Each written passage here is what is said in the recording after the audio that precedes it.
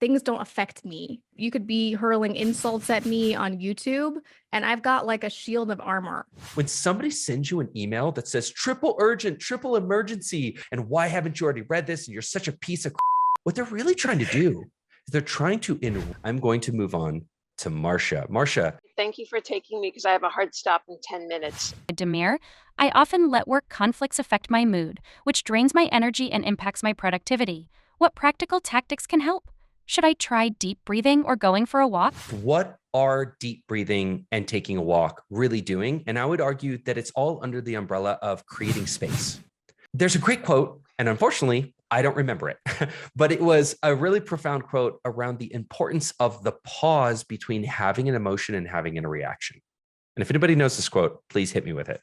But there's just such a profound power that you can get when you can create space between the emotion and the reaction. And when you say, oh, I'm going to get up and take a walk, what are you doing?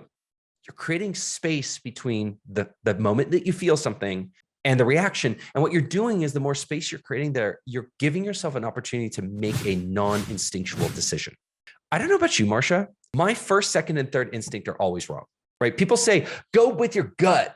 Go with your gut, go with your intuition. I don't know about you, but my intuition would have me like doing drugs under an overpass. Like at this point, like my intuition is not particularly well tuned, right? Like, I need to actually create space and think about that second or third, or maybe even fourth instinct is actually going to be the one that's the right one for me.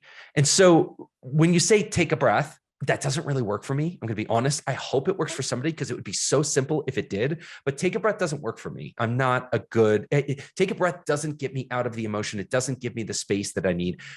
Weirdly, and Mr. TMI here, taking a pee, like, get up, walk away from your desk, change your frame, change your space, change your frame, have a little moment of release and relief. And all of a sudden I'm thinking just a little bit differently. I've got just a little bit enough space to do it. So we can't always take a walk around the block, can we? You can't always step outside. God bless it if you can. But to me, just something that creates that space.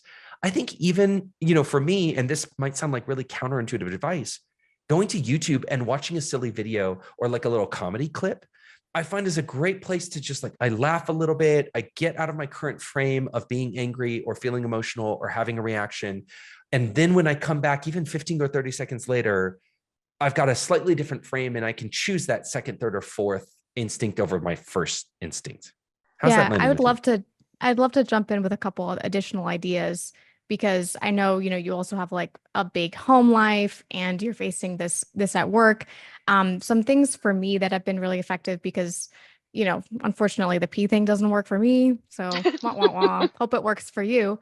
But for me, it's like, I've been facing a lot of issues recently with our 4.5-year-old.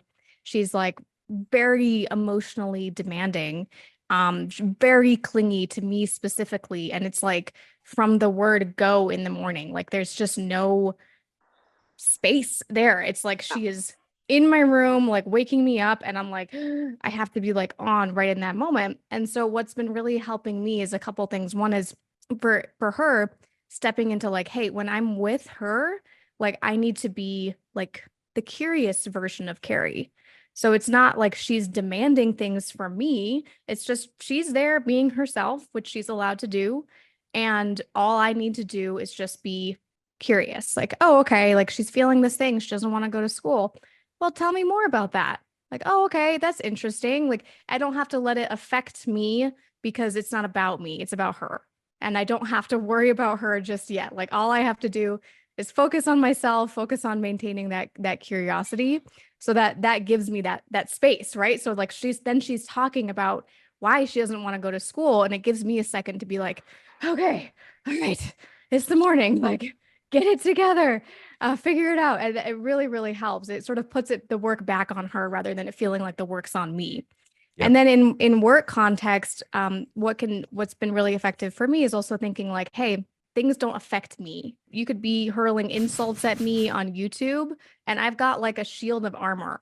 I'm this person over here, and like, bring it, like insult me or dump a bunch of work on my plate. It's like it's only my choice to respond to that. And I have this convenient suit of armor that I get to wear where I can choose what I let in. So that's sort of like a precursor to what Demir was talking about. It's like if you can, before you let yourself get into that emotional state, there are some different tools you can try to just prevent it from happening altogether. Boy, Marcia, that would be a whole course right there in itself of how to develop your own personal suit of armor. yes, I love that. And I want to start, let's talk about that for a second. I talked previously about this idea of assigning meaning. And one of the coaches that I had in the great personal development program that I did, what I said to them is I said, oh, this person's making me feel this, or I'm feeling like this because of this thing is happening. And they kept saying this annoying thing back. No, Demir, you're choosing to feel that way. You're choosing that meaning, right? And one of the things, I just wasn't getting it. I was so frustrated. I was like, no, I am not. This is happening to me. Stop denying my reality. Stop telling me that I'm choosing this. This is happening to me. And he said, listen, you can either choose to make your own meaning in life, but if you choose to take the meaning that other people are giving you, you're playing in their game by their rules on the ground that they choose. And when you choose to create your own meaning in life, you get to choose the ground that you want to fight on and make your own meaning and make your own rules. And I thought, whether that's true or not, that's so much of a better frame. Right? It is true that when somebody sends you an email that says triple urgent, triple emergency, and why haven't you already read this? And you're such a piece of what they're really trying to do is they're trying to enroll you in their reality. They're trying to pull you into their reality distortion field and make you value the things that they value. And people can be really good and really manipulative at using all the little hooks to grab you by the emotions and pull you into their reality and not force you, but entice you or enroll you into buying into their frame of reality. And Carey and I have just got to a point where we're like, I see what you're doing. I see it. And in fact, bravo. Kudos. You're very good at what you do. You are using all the right language and all the right cues to try to get my goad and get you to join you in your reality and see your reality the way you see it, where this is the biggest priority and I should shut everything down and join you in calling this the biggest, most important thing. But that's your reality. That's not my reality. In my reality, this is a nothing. This is a big nothing burger. Thank you for that. You've given me a lot to think about. Awesome. Great work. Many of you may not know, but for some of these people who are asking questions, they've either been in Tribe for many, many years, or I've coached with them one-on-one in the boot camp intensively for 8 weeks. So we have a lot more context on their backstory. And so, without disclosing any of Marcia's private stuff, we can just say that she's a busy woman. she's a busy woman with a lot going on both at home and at work. So good work, Marcia, without everything. The way that you're handling things is amazing.